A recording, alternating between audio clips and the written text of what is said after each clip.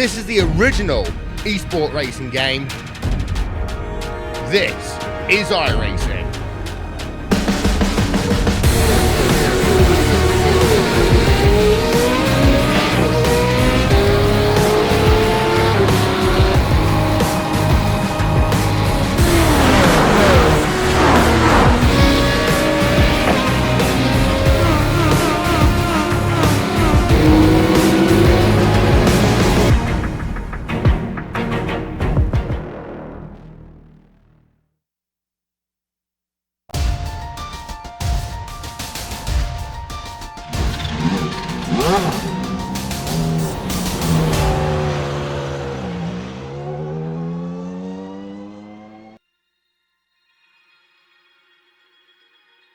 The Spec Racer Ford is much more at home at club tracks, local circuits that are short, technical, and invite the average Joe to give racing a try.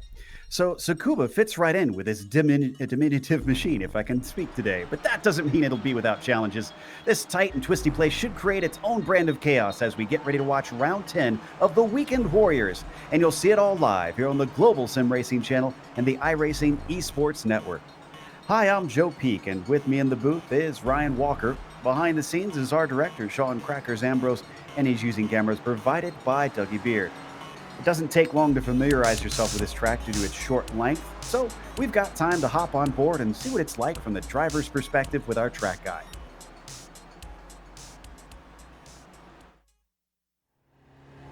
All right, we're in the GSRC SRF, so let's do a lap around Tsukuba. Down into the first corner, expect most of the passes to take place here. What's going to be difficult is that the gearing in the Spec Racer is a little awkward for this hairpin. You might see some differences in approach depending on what gear the driver uses through there. As you weave through 3 and 4, you've got to make sure to line yourself up on the right for the braking into 5. The understeer this car suffers from makes it easy to get into the power too soon. Despite the heavy banking, the car wants to plow into the grass on the exit. Before you know it, you've got to switch sides for 7. And the moto layout you absolutely don't want to track out because of this added chicane. While it makes the approach up to the final hairpin slower, it also straightens it out quite a bit. It's a trade-off that might mean more attempts at passing without seeing much more success than the regular circuit. Like most hairpins, you'll want to square this one off to get as much speed as you can down the backstretch. This is the longest straight on the track, but you still won't be getting all that fast in the little SRF. Unfortunately, the final corner is both swift and can handle surprisingly late braking, so overtakes on your way in are probably going to be rare.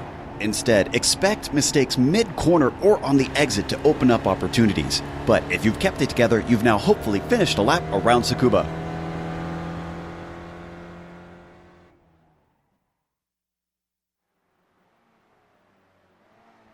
Now that I've got my tongue under control, let's talk a little bit more about this track. And Ryan, it seems to be that this track kind of divides opinions. I know I like it, but you don't seem quite as fond of it.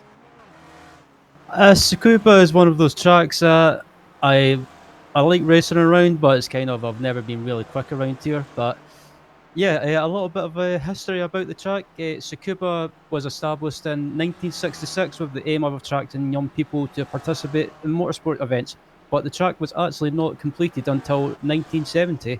At the present time, motorsport events are held on a regular basis every week at this track.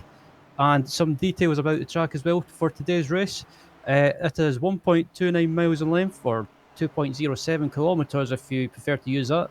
It has an amazing 14 turns, which is quite amazing because the layout we are using today is actually small in a way. And today, as always, for this race, or for this series in general, it is a 40-minute race. And as always, this series is brought to you by Sim Stickers. Whether it's button boxes, steering wheels, or keyboards, they have you covered. And now, if you use the promo code GSRC10 when purchasing, you get 10% off of all orders for the whole season. You can find out more at simstickers.co.uk. Right now, let's look at the championship, which has been pretty one-sided. We've only had one race that Gaspers has shown up that he hasn't won. That broke his long winning streak that he had. Still 87 points over Daniel Sadro. With only today and 2 more races, it's going to be unlikely that Daniel can run him down. So David just has to get some solid finishes in.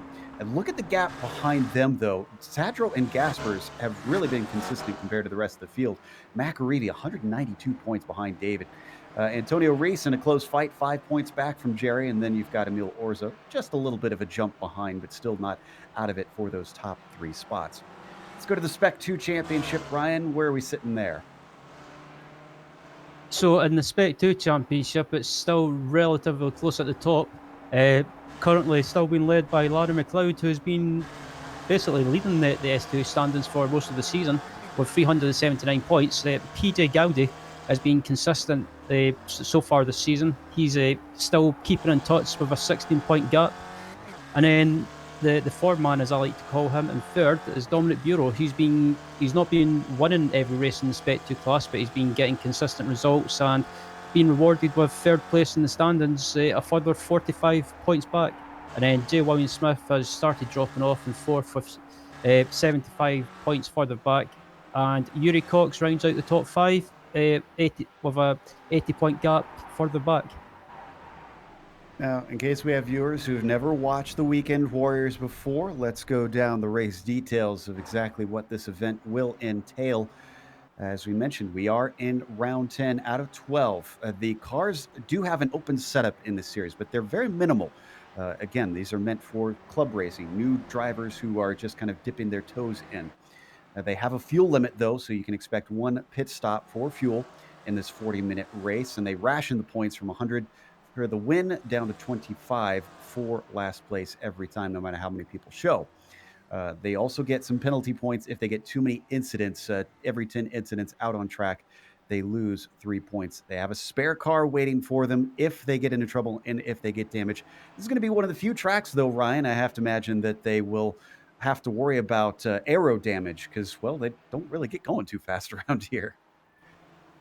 Yeah, Tsukuba is one of those tracks. It's not really a high speed track, you could say. It's kind of most of these corners for the first sector. It's mostly slow speed corners, but there's a couple. There's probably a couple of high speed corners. You've got or there's one high speed corner, I should say. This final corner they're coming around now. It's kind of you've got to carry the speed, but I think these cars won't really go up to speed like you mentioned, Joe. So the pack should be relatively close. As we saw David Gaspers having some problems practicing his pit entry.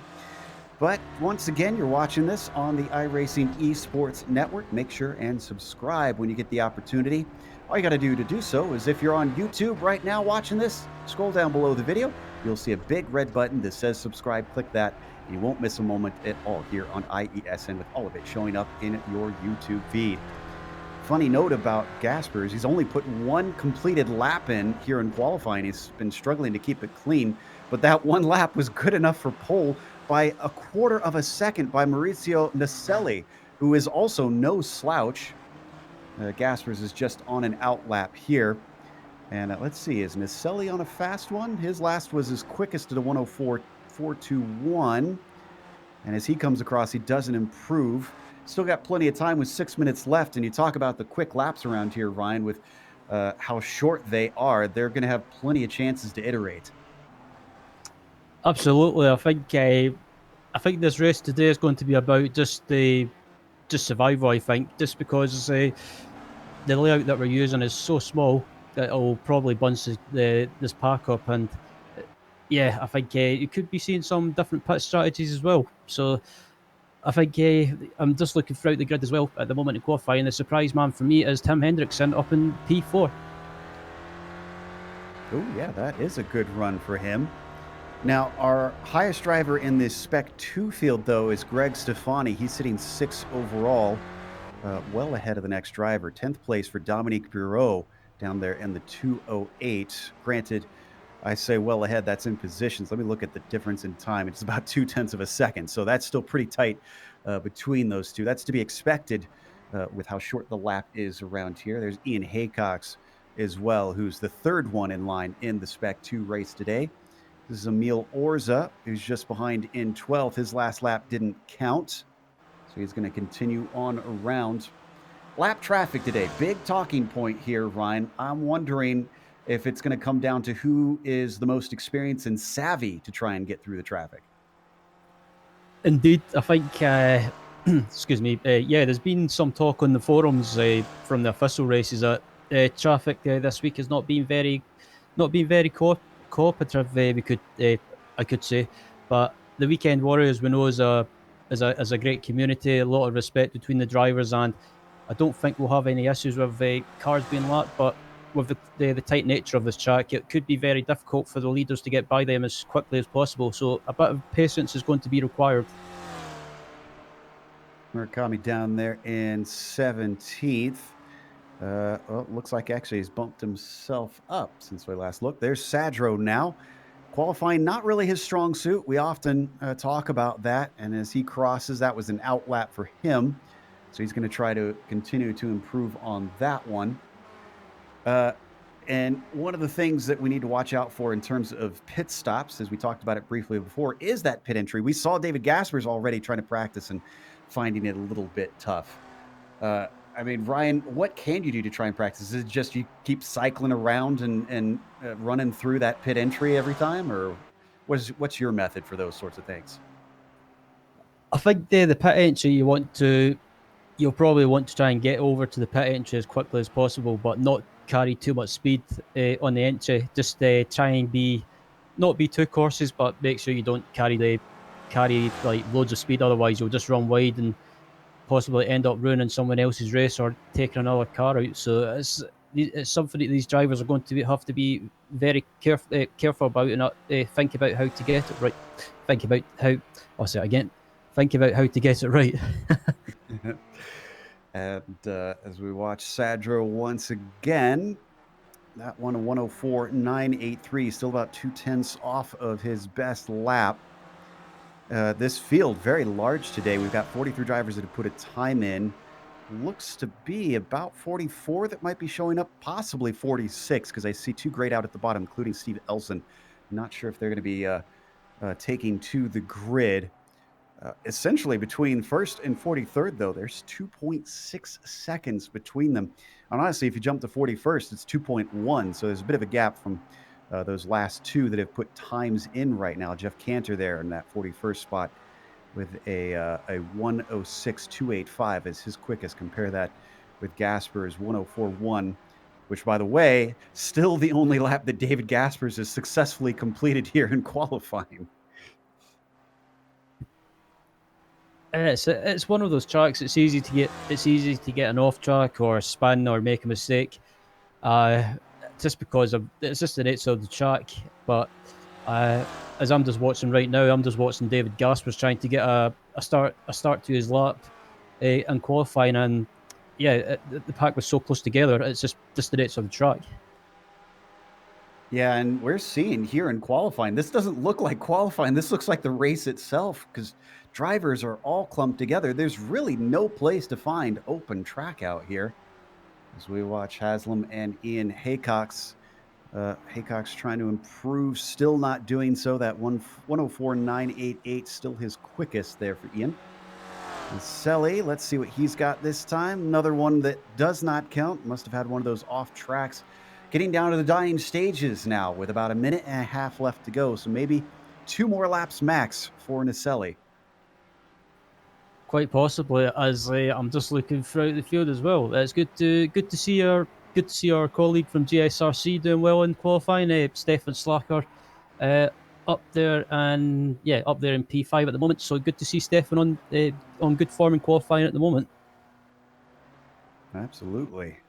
With the top 5, no mean feat, especially in a pack as tight as this in qualifying. Juracek, I'm also watching to see if he can do better than his 104.702 as he sits in 3rd. And I think he should have enough time to start one more lap because this one looks a little slow for him as we watch Hugh Haycox now come around. And Haslam wants some more. Looks like he's not going to improve that time. See what Juracek has. He's coming up to the final corner. And that number 84. He's going to take this one out wide, swing it in for that late apex, and come down to the line. Another one where he had an off track, so not going to be able to count that one. Yeah, that exit of the final corner, Joe, is so difficult to get right. As I've done some races around here in the past in different series, and you get so tempted to take loads of exit curb on the exit of the final corner, but if you take too much, it gives you an off track, which is so frustrating. Checkered flag is out. Hugh Haycock's going to abandon that lap and send it right into the barrier. So David Gaspers is Samuel Dick also going to say that his day is over. He comes into the pit lane practicing. Gasper is going to practice as well, so he's not interested in trying to improve his time. He's happy with that pole. John Frum is going to stay out. Let's see what the number 46 can do. He's currently down in 44th, last on the grid, and that one isn't an improvement as well. Chris Murakami doesn't get a lap counted there. They're going to come across thick and fast here, so I'm trying to catch them as they go.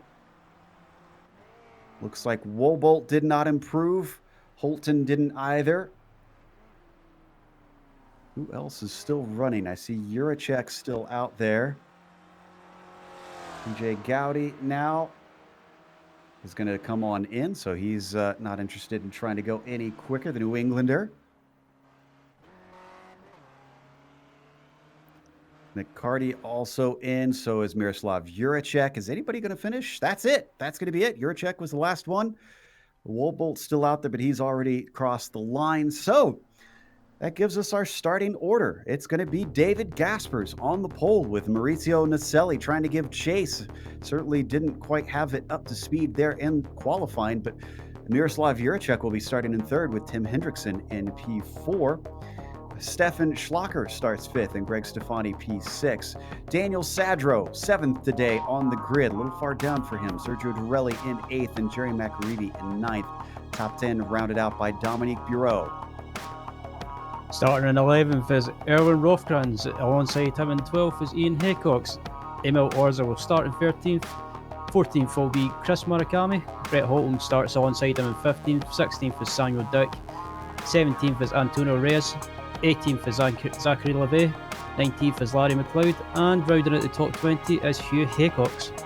Bob Kern puts it in 21st with Jean Pereira and 22nd. Then it's Ed Doherty in the 23rd position.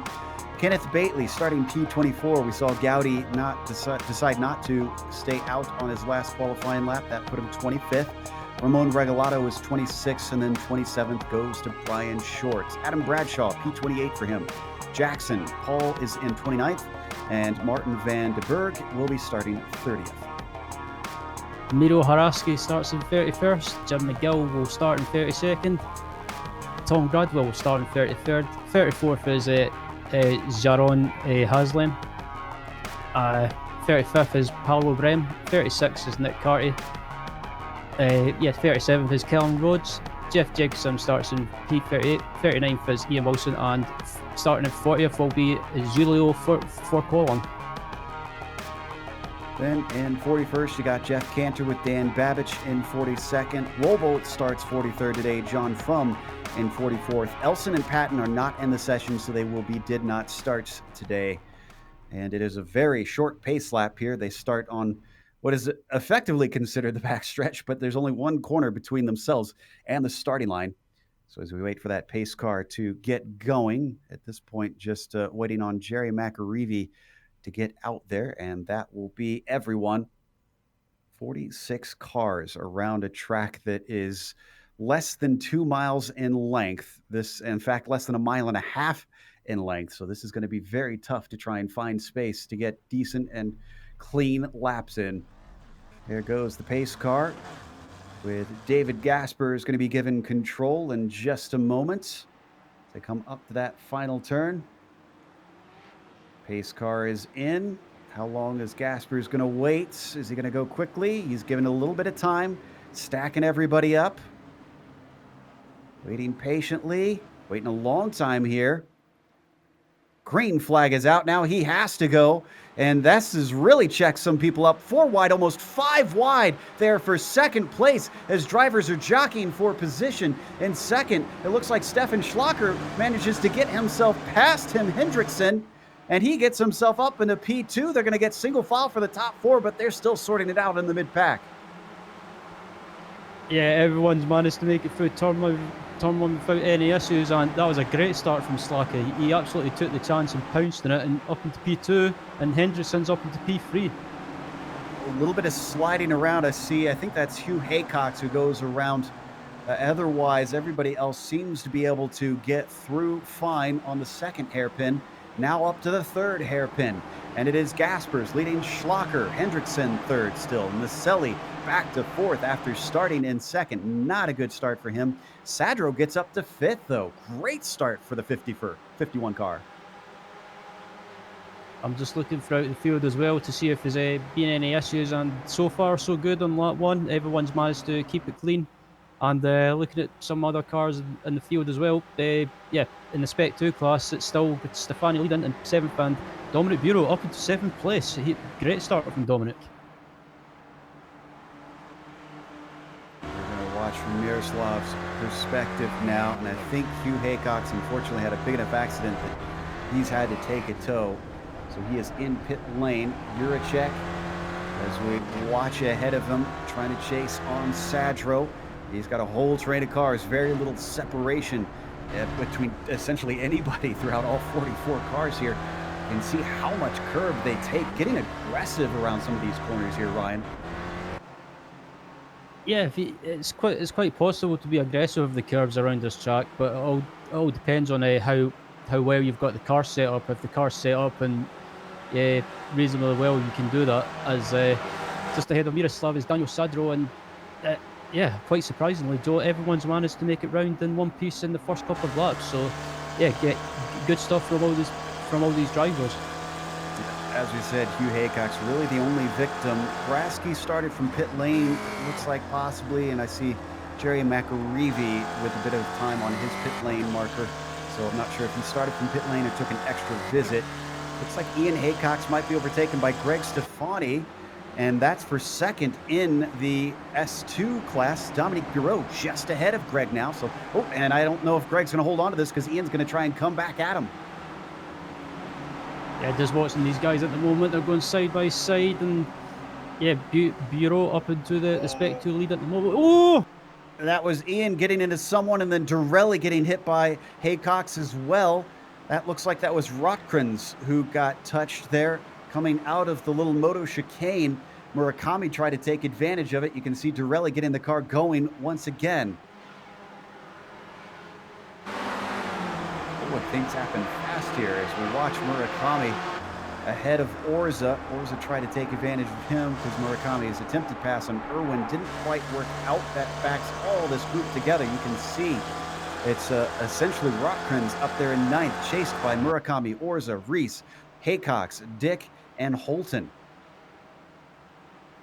Yeah, it's all starting to kick off now, and still up at the front. It's David Gaspers leading from Stefan Slacker by about 1.4 seconds at the moment. So Gaspers is pulling away. Yeah, he's certainly got a handy little gap, and Hendrickson is still challenging on Schlacker. See, there's the other part they don't talk about as much with those moves at the start of the race here, Ryan. If you can get that spot, well, if you're not quicker than everybody, then you got to play defense the whole race long. Absolutely, it's a case where the Spec Racer Ford, you're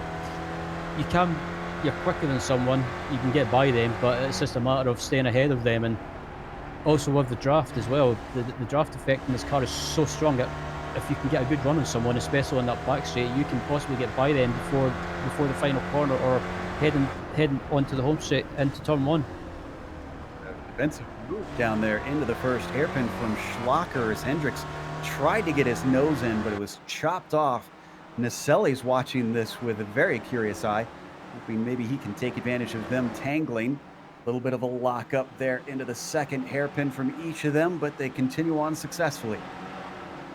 As Slacker's still under attack from Hendrickson, but I'm just looking at his pack behind Slacker as well. He's got about 1, 2, 3, 4, about 5 cars behind him, and in this pack now is the Spec 2 leader, Dominic Bureau. So I wonder if Dominic will probably think about the S2 stand or S2 championship and just stay where he is at the moment and just see if these guys slip up.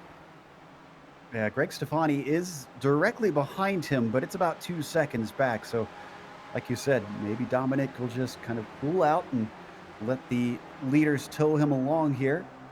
But I think we might have another pass attempt into turn 1 with Schlacher, because Hendrickson is very close, but he's not close enough once again. Still having to take a little bit of an outside line with Schlacher just turning in early to cover him off. Yep, that was a fair defensive move from Slacker. He went for the apex early to cover Hendrickson off. What he's entitled to do, he's defending hard, but he's defending fair at the same time. I wonder if we could hop on board with Naselli, because he's probably got a great view of all this action happening, and he's actually got a good run coming up to the final hairpin. He's going to try and take it. He's going to take a little bit of a look, but once again, drivers covering one another off just to make sure nobody has an opportunity, really proving just how tough it is to overtake at this tiny little track. Oh, we had a problem with Antonio Reese. He is off at the final hairpin. He's losing a bunch of spots. He's going to manage to get back on track, but he's falling down to about 20th. Let's see how this kicked off. I think he had some help here. Yeah, Ian Haycock's in the green and silver machine behind him. Just watch this. Coming up to the hairpin. Yeah, just a little tap.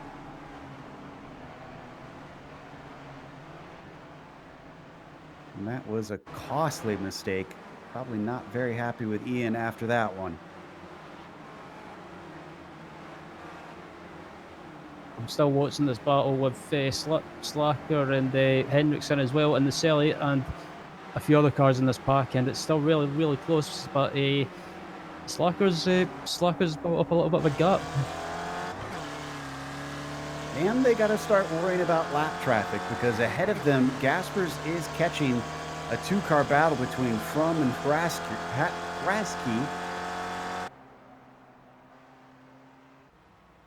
Got just a few more feet before he is up to them. Frum is going to let Miro by.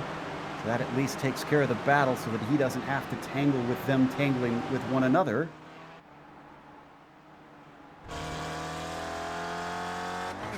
Already about 10 minutes in. Wonder if we're going to start seeing a few drivers try to pit a little bit early here, but really I don't think even pitting early will do you much help, because there's no way to get out of the traffic. Gaspers gets one. Now he can set his sights on the next. Yeah, I don't think pitting early around Tsukuba is going to be I don't think it'll be the best strategy to go with, just because, like you mentioned, Joe. But no matter whenever you pit, you're still going to come out behind traffic. Don't need to go to it, but Murakami just spun in the second hairpin, and so he lost a lot of positions. He was up, I believe, around 11th. Clearly having to push quite a bit here. You can see just it is a conveyor belt of cars. We actually have to go back to Tim Hendrickson, because I think Naselli has managed to finally use the traffic to get his nose in and down into the first corner. He's going to be able to sneak inside, but it's not quite done yet. Look at him power off, and Tim Hendrickson will have the inside of the second hairpin. He retains that third place rather. Yep. Henderson was able to hold Naselli off, but let's say this pack is all bunching up again, and I think maybe even Daniel Sadler might just be sitting behind these guys, thinking this go on guys to get caught up with each other so I can gain some positions. But yeah, Slacker and Hendrickson are going at it and getting quite feisty with each other. And that was all kicked off by lap traffic. They went by the same car from that we saw our leader go by. Schlacher defending to the inside. And whoa, clear around the outside. Look at this. Tim Hendrickson with an incredible amount of speed, finding the grip, but he's not done. Still defending off to that inside. Schlacher's doing everything he can to retain P2. Oh, he has a little bit of a bobble, but catches the car before it gets into him. Just inches between the two of them. Hendrickson finally gets it done. Oh, but Schlacher's going to send it back. Somehow he gets it woed up. He's given space. A brave dive, and Schlacher actually makes it work. They bang wheels once again, coming off the corner. Nobody is willing to give quarter between these two. Down through the chicane. It looks like Schlacher's got it back, but this opens the door for Naselli. Looking towards the outside, coming up to the hairpin. Gets chopped off as Hendrickson comes back to the racing line. Deep on the brakes for Naselli. That unfortunately sends it in too far. And here comes Sadro looking for fourth. Yeah, sorry about getting over excited there, Joe, but that was just, that was a very optimistic move by Slacker, but fair play to him. He got up the inside and managed to hold it. And Sadro got hit by Juracek. Both of them go off. Dominique Bureau is going to take advantage and gets 2 positions in 1. Yep. We've got a replay of the incident with Sadro and Juracek. Sorry, Joe. Okay. It looks to me just like Juracek didn't quite expect the 51 to break as much as he did. Juracek going way out into the gravel, keeping it out of the barriers, but just barely.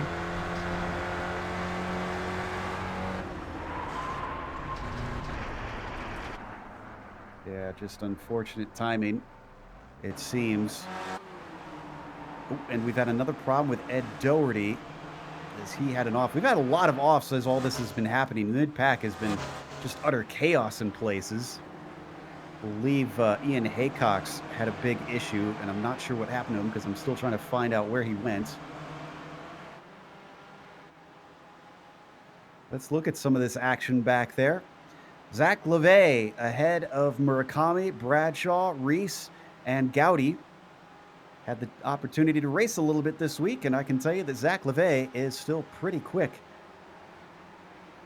Absolutely. He's one of the quickest people in the spec racing Ford, I find, and currently just in front of Chris Murakami and Adam Bradshaw and a few other cars as well in this pack.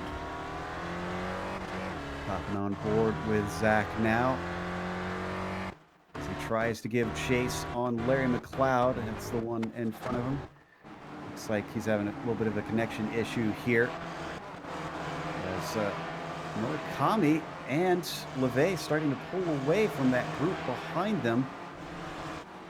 But we can't stay here long because Schlacher, Hendrickson, and Naselli all tight together. They've left behind a few of their friends just because the problems that Juracek and Sadro had getting together. Dominique Bureau dropped off as well. He's lost that draft, so now it's a 3-car battle for second. Absolutely, as they come across the finish line again as they head into turn 1, and Slacker again goes defensive early, taking the inside, taking a very tight line, but Hendrickson is right behind him and gets a good exit, but behind these guys as well as Naselli, and further back, it looks like further back as well as, like you mentioned, Joe, is Dominic Bureau, but at the moment it's a three-car battle for second place. It's not going away anytime soon.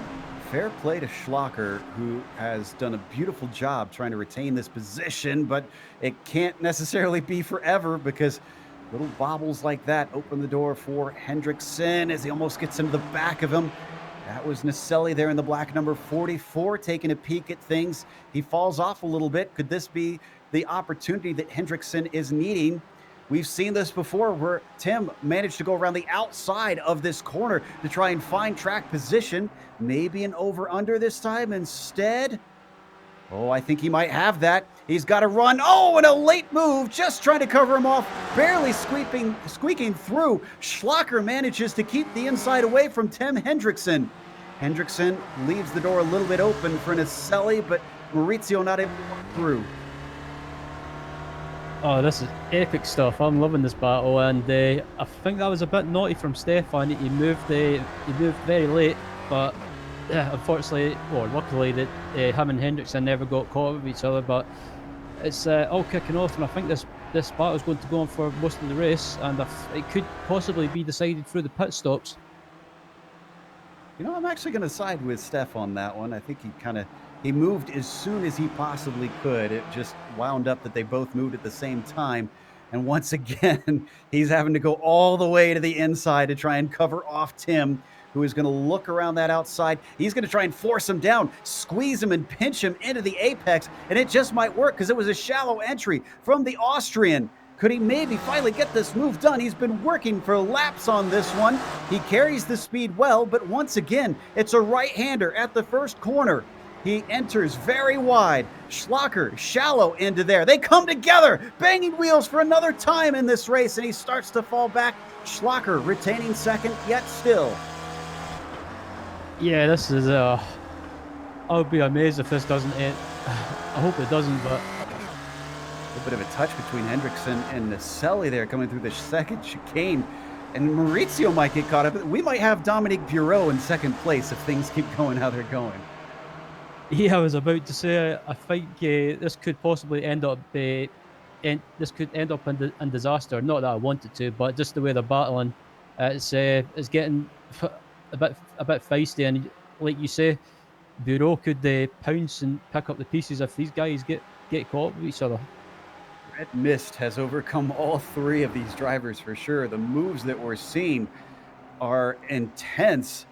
And I think it's calmed down just a little bit this time as we didn't have an attempt from Hendrickson. Maybe trying to send a kamikaze up into turn one. Nope. But he does spy a little bit of lap traffic, so he brakes late. Could he maybe pick him off? Nope. They're going to get back to single file. This is Kenneth Bately up in front of them. They've also got Miro Hrasky up there as well. So they're getting into the thick of the traffic now. And I have a feeling that Tim is going to be using that everywhere he possibly can. Quite possibly. As I was about to say, it's maybe worth using the traffic to your advantage if you get the chance. Maybe if the traffic moves one way, you go another way and just pick up a place. But yeah, these guys have been scrapping for most of the race so far, and Naselli, I think, is just playing the waiting game at the moment. More than happy to just sit there being patient and just see how it pans out. Yeah, he's definitely backed off. I think he decided it was getting just a little too crazy for his liking. We're almost halfway through this race. We've been watching a lot of this battle.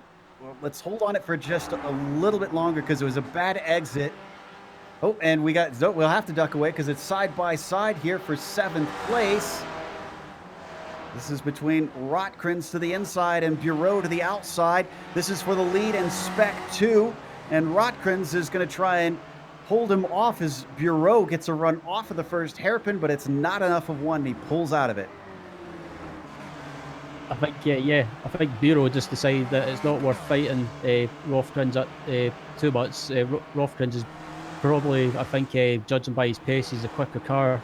And I think Bureau's just thinking of the long game and just deciding to settle for second at the moment.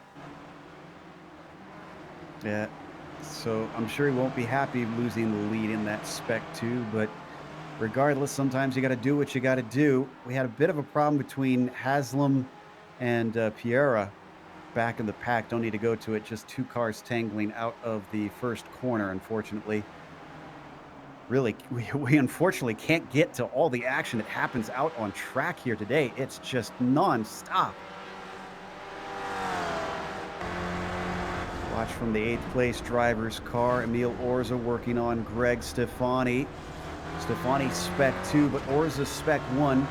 Greg doesn't want to lose his spot because that's Bureau right in front of him. That could get him into P2 for the Spec 2 race. Absolutely.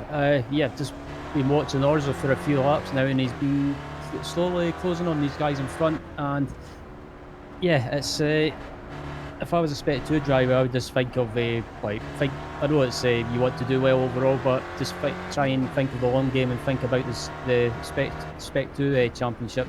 And also ours is a Spec 1 driver, so it's kind of, you want to finish well, but you don't want to fight too hard just in case you do something silly.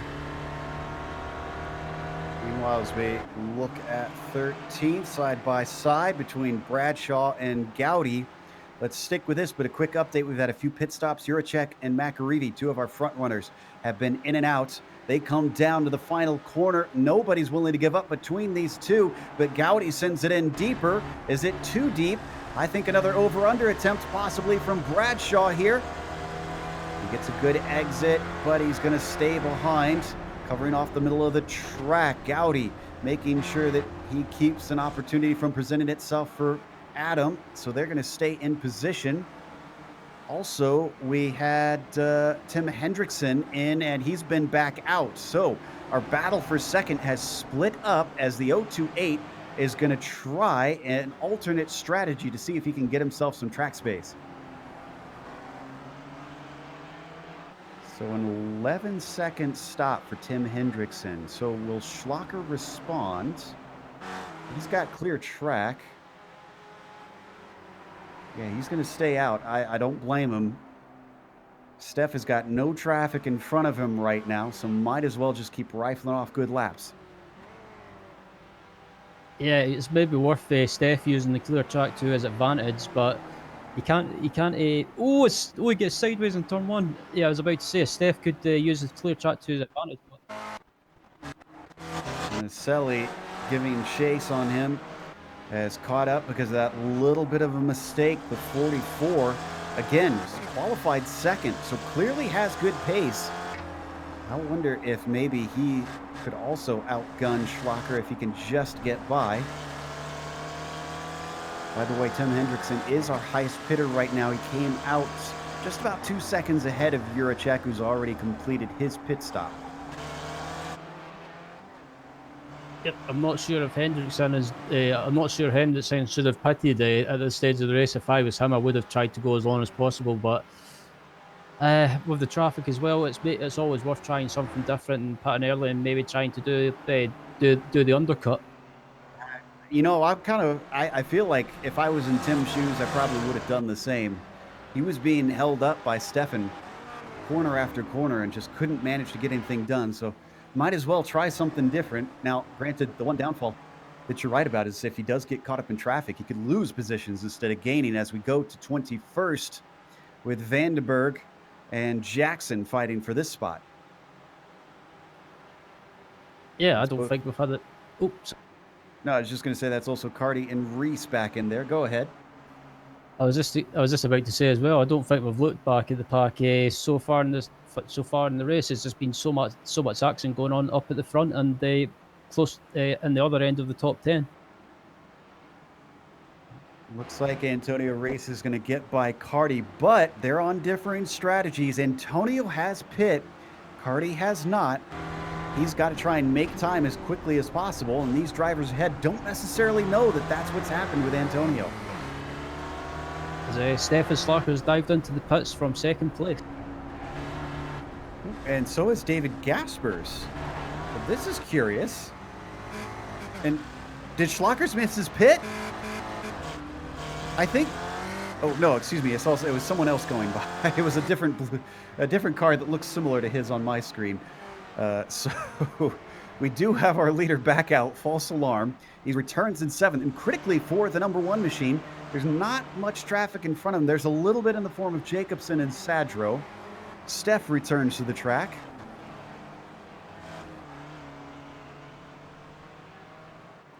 Naselli keeps going. So how long does he keep going? Oh, and you know what? Something we didn't cover. It worked for Hendrickson. He is ahead of Schlacher. Great move by the 028. So that should net him second place. Hopefully, once pit stops are done. We still have a ways to go. Don't need to see it, but it was just a simple leapfrog that Hendrickson managed to put faster laps in.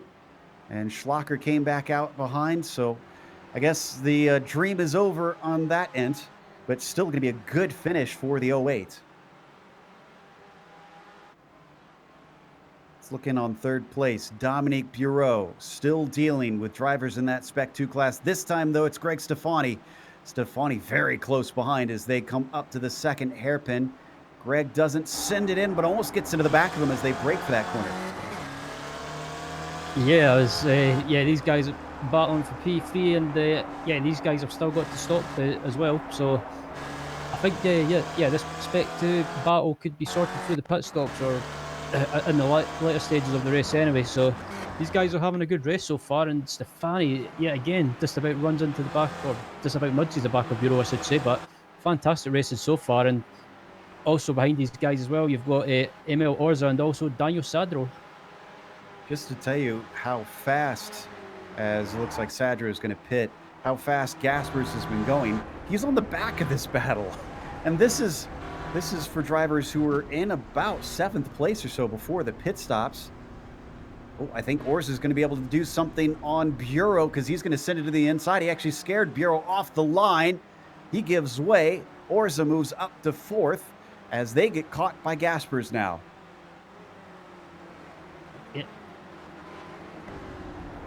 Yep, as David Gaspers tries to go around the outside of Dominic Bureau, but I don't think David will do anything stupid. He's just he realises that these guys have still got to pit, so yeah, I think he'll wait until they dive into the pits or wait until the back straight to get a run on Bureau and get by him as soon as possible without doing anything silly.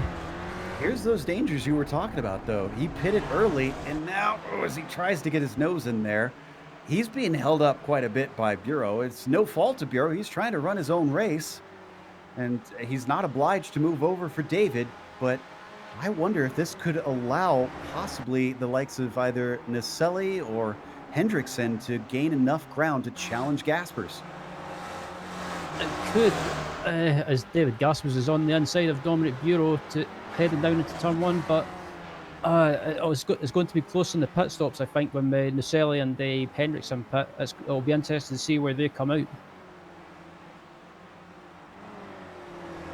Naselli in that number 44, just about halfway around the lap. We are getting towards the end of that pit window as well, so he will have to come in soon.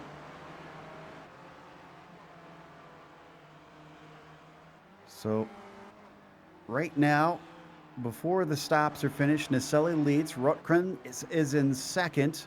Stefani runs in 3rd. And Orza is in 4th before you get to our first driver to have pitted, David Gaspers, back in P5. I'm just like having a look at Orza and Bureau to see if they come into the pits. No, they don't. They go around again. So I think these guys are trying to go as long as possible and try not lose too much time. 2nd place, or 3rd place rather. Here's Greg Stefani as he's being challenged by Orza, but also now David Gaspers. Gaspers got a nose in. He's got to be careful here as he goes a little bit off track. Orza might not be aware that this is for altering strategies. They both go a little wide, lap traffic way around the outside. That's Vandenberg, just letting everybody through.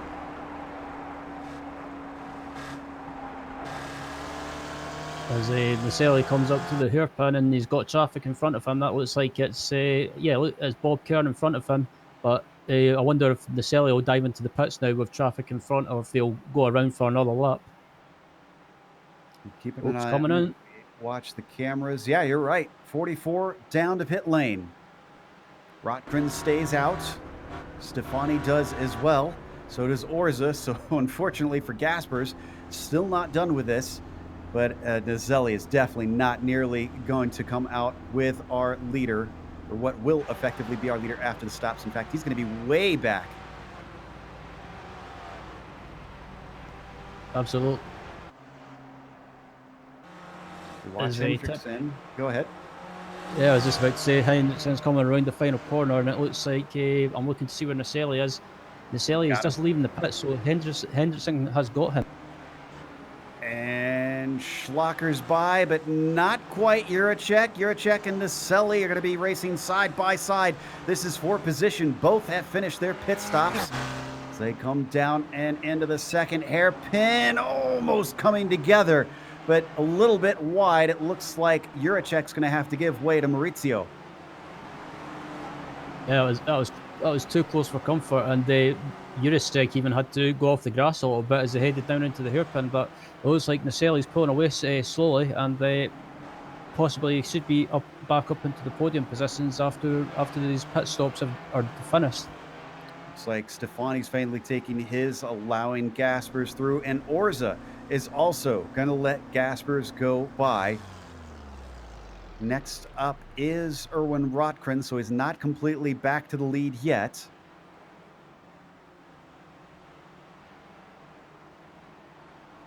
That's down to 10 minutes to go. We're getting a better picture of how things are going to swap out here. 750 returns. Puts him down in 14th, but we are still waiting on a number of drivers to come in, including this man, Rotkins, in the 268, leading the race and leading the Spec 2 race right now, but he still has to come and pit. Is he going to come in now? Yes, there he goes. We have a late commitment from him. Still, he makes it in clean. Gasper's now finally, once again, your leader. Orza stays out. Bureau joins him. LeVay is going to stay out. Murakami pits. Gowdy stays out. Oh, and Bureau misses his pit stall.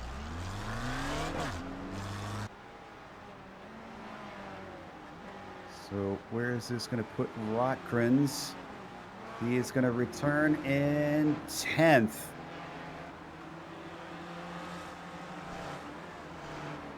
Our lead driver for the Spec 2 is PJ Gowdy. Now, if I recall, he was relatively close to Rotkrins before.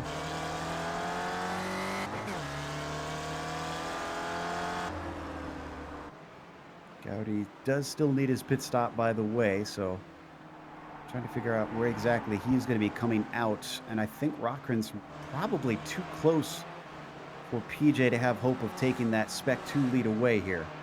Oh, is Gowdy out of fuel? Gowdy's going very slow. I think he ran it too dry. Yeah, he's coasting. Oh, boy. Critical mistake here. Orza keeps going and LeVay keeps going, so they've saved fuel a little bit better than him, apparently. Oh, man, 777's got a ways to go to get to his stall, too. There we go. All right, looks like he found his pit stall, so thought maybe he was going to be farther down the pit lane.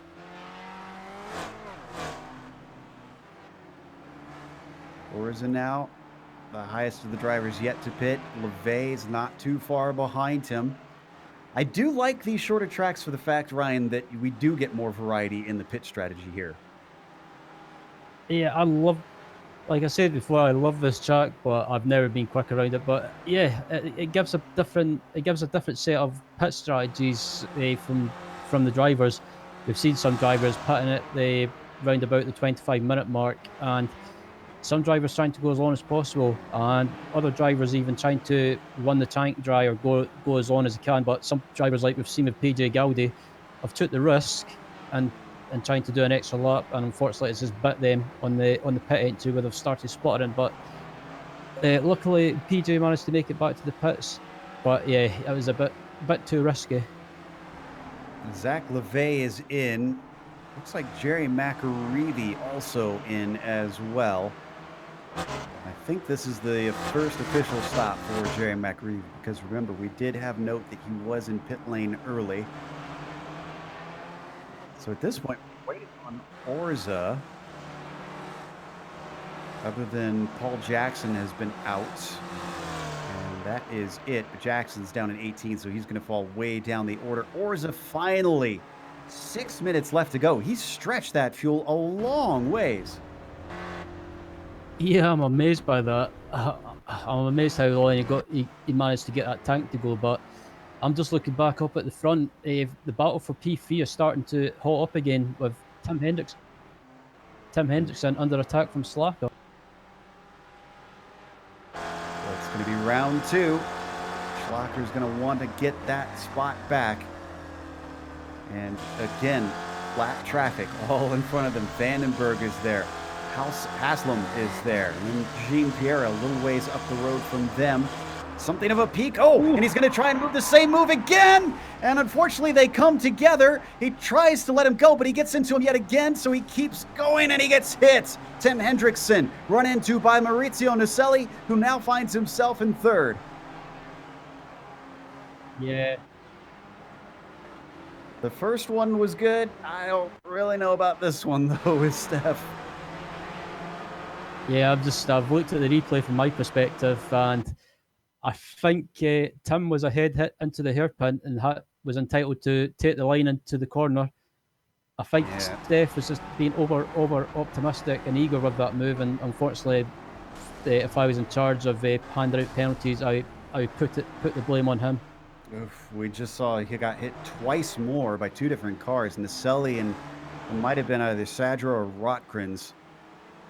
So David Gaspers, by the way, in the midst of all this, we haven't covered that battling between Naselli and Schlacker has put a 20-second gap from first to second place. That is literally a third of a lap around here. Yeah, it's quite amazing. That's such a big gap, but I think David Gaspers, we're not really surprised with that anymore. The battle for P3 is going on again. Yeah, Naselli with his damage on the front of the car is under threat from Juracek and Sadro. So again, even though it shouldn't hurt him aero-wise, is his suspension hurt because that hit the corner of the car? Yeah, quite possibly. And I think this is going to allow possibly going to allow Juracek through into third place because that damage, he's up the inside into the final corner and just about up into P3 if he can get the move done. Naselli's trying to hold on around the outside. This isn't done yet. Sadro's backing off to give them space, watching to see how this is going to play out. Now he dives to the inside, trying to follow Juracek, as Naselli still gripping for dear life to this third place, and he finally has to give up the ghost as they come down to the second hairpin.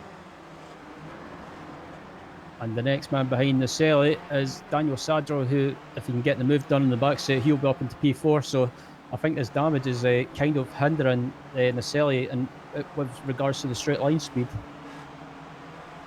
It's a real shame after what a good run he had. We've only got about 2 or 3 laps left to go. I believe 3 laps because the Gaspers just crossed it there. Let's go down to 18th place, where PJ Gowdy and Jerry McAreevy are very close in this battle as well. Gowdy, I believe, in about 5th in Spec 2 or somewhere thereabouts right now. This is basically the battle of the Scots, and both of these guys are Scottish. I was about to say one lives in New England, so this is a bit ironic, but good racing between these guys as Gowdy tries to take a look up the inside, but can't get it done. Coming off the corner, not quite there for PJ Gowdy.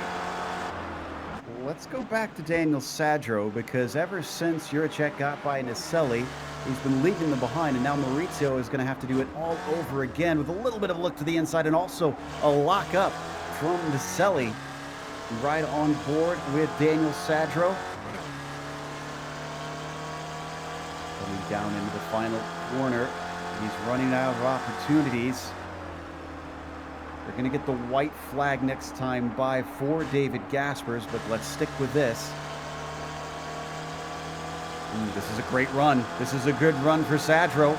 He's going to look to the inside. Naselli doesn't cover him off, interestingly, but he can't make the move. Yeah, I think Daniel Sadro tried to get the run on the exit of the final corner, and he couldn't quite get up the inside, but Naselli managed to hold him off. And I was expecting Sadro to just get by Naselli really easy, but Naselli's putting up a great defensive drive at the moment. Gaspers takes that white flag as he comes around that final corner. Now 22 seconds up on Stefan Schlacker. So very handily in the lead. That battle for third between Naselli, or for fourth rather, between Naselli and Sadro has got one more lap to try and settle itself out. Juracek not completely out of the woods, as he's only got about an 0.8 of a second gap, but he's got to make a mistake for them to have a hope to try and get by. Once again, looking incredibly strong off the final turn. This time, though, we see Maurizio cover him off, make sure and keep the inside from being open. That was a good defensive move from Naselli. He managed to hold the position, and I think the only other place that Sadro's got a chance of trying to make a move is on that back straight. Otherwise, he'll have to settle for P4. We got to go to our leader because David Gaspers has one turn to go. He pitted a little bit early. He may have lost a little time, but in the end, it didn't matter at all because he trounced everybody. The win today at Tsukuba goes to David Gaspers. You got Stefan Schlocker coming behind him. Schlocker being caught a little bit by Juracek, by the way. I think the damage that he got has been slowing him down. You can see him up ahead, but it's too little too late. Looks like the 08 is going to take second place. Slightly controversial circumstances for him, but Juracek is going to manage to get third. And Sadro at the line. Sadro on Naselli. He's just snuck by.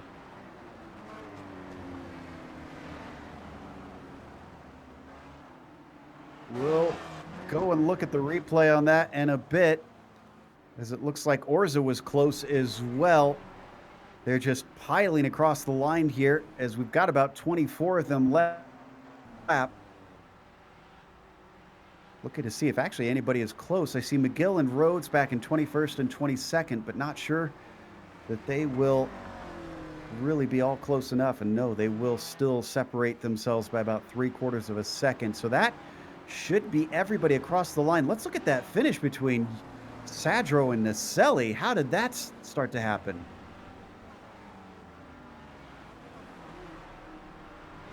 Tell you what, this was a brave dive by Sadro into the final corner. Look at that, just sends it in. And credit to Maurizio, he gave him space. But that shorter line was all Daniel needed to take it just by inches.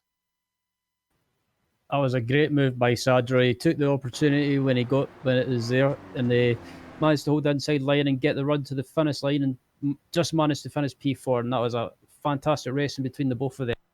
Half a tenth between them at the line. We're going to take a quick break here on the Global Sim Racing channel. We'll come back with the unofficial results as well as driver interviews.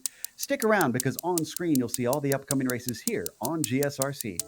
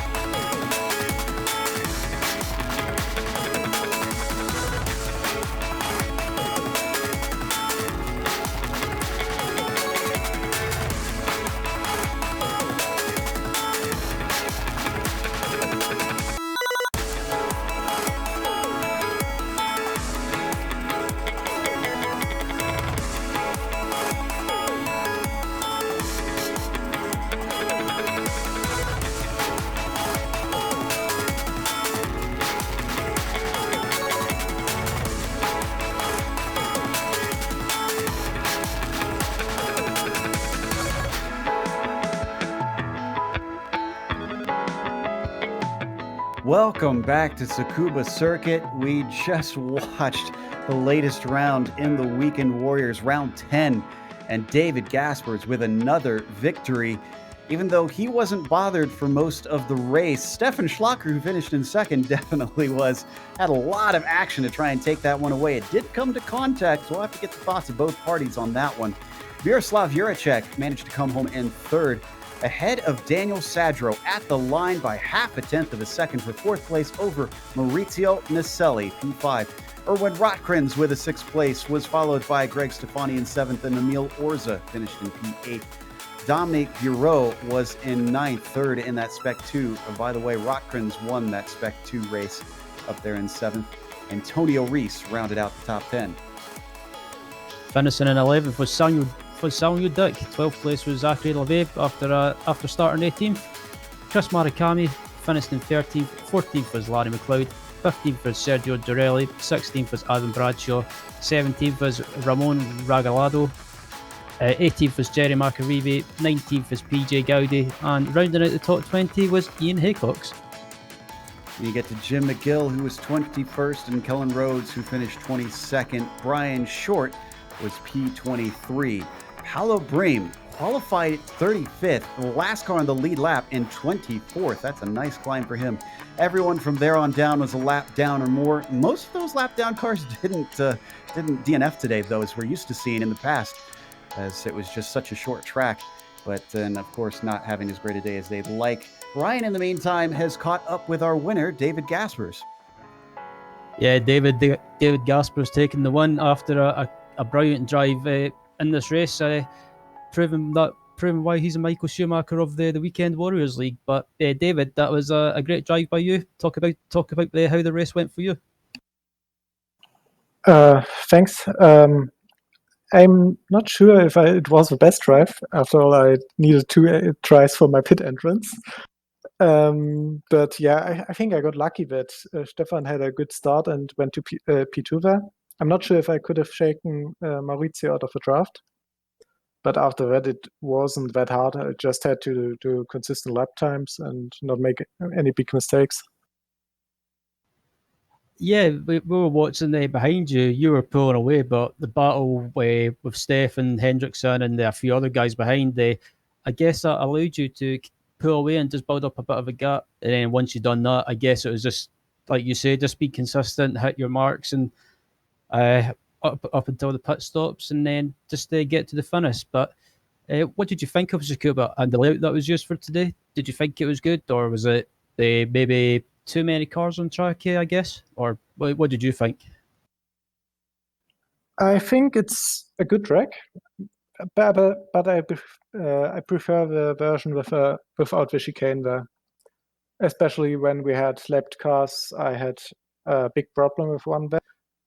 But also for going side by side, the chicane is just annoying. Yeah, we've seen some points back markers were maybe, I wouldn't say getting in the way, but it was difficult to lap them. What was the driving standards from the back markers like? Were they making it easy for you to lap them, or was it a bit difficult in some places, like you say? For the most part, it was fine, but yeah, one guy decided to go too wide with me 3 corners and ended up crashing with me.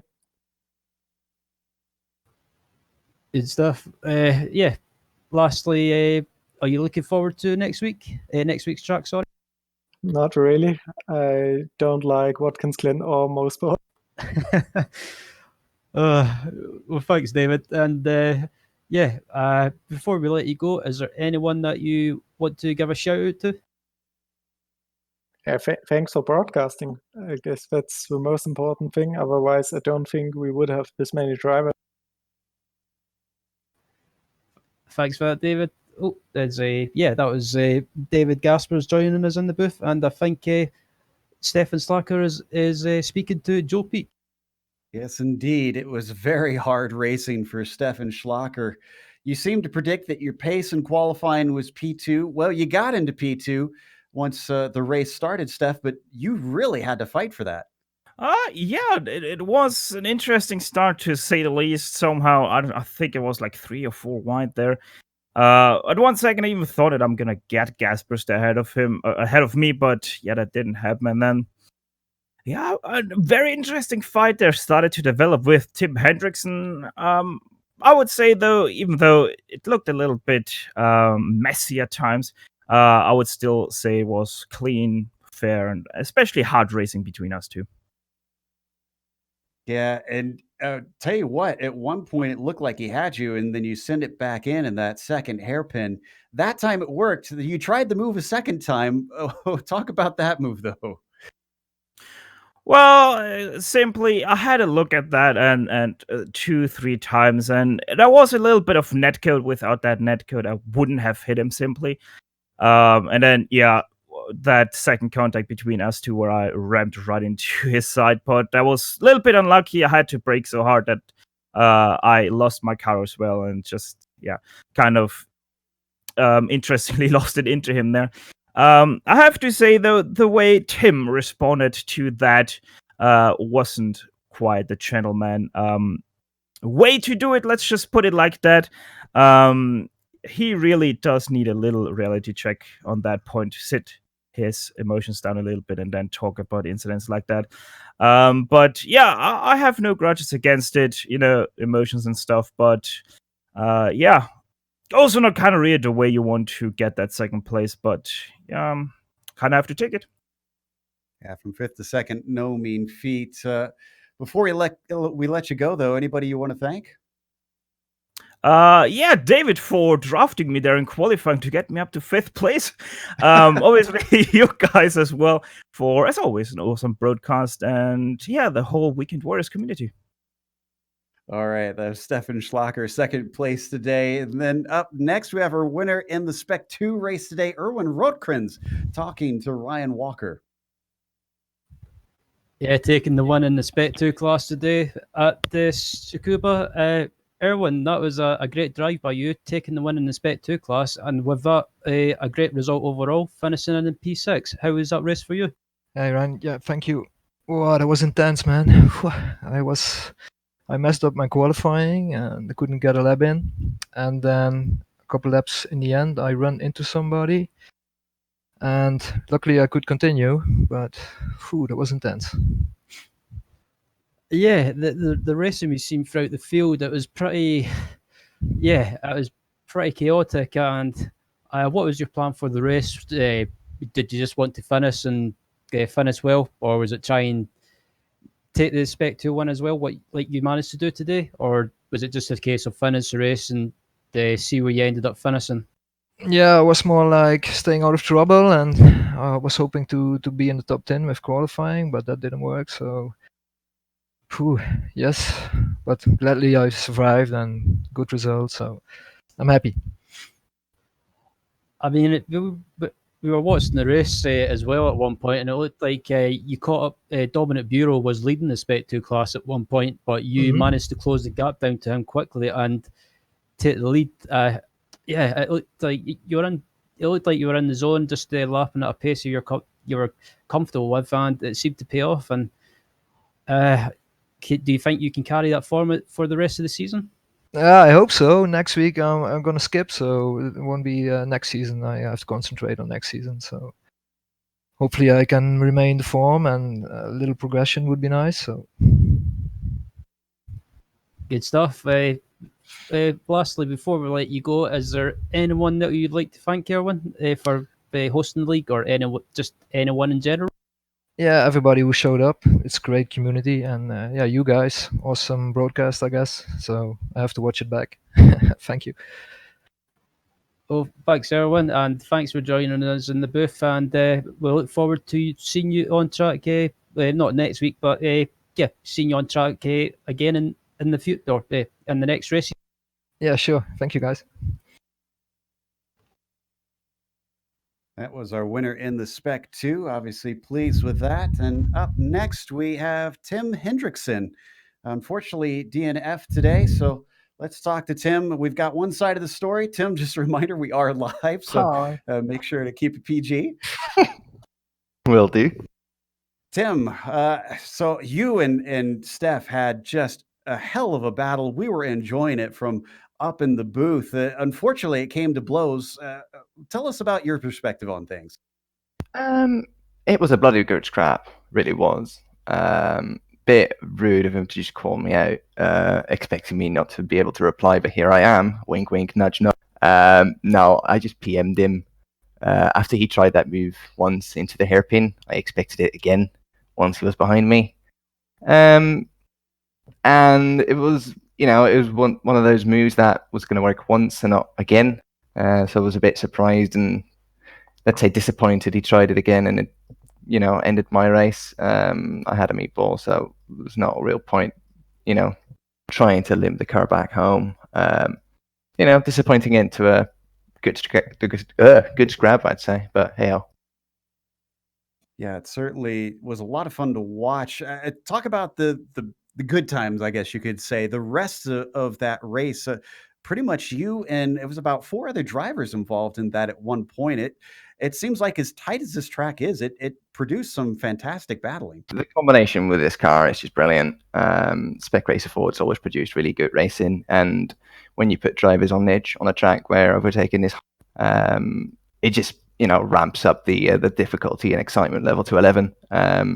So if anyone in chat or wherever, go try the Spec Racer Ford. It's really good.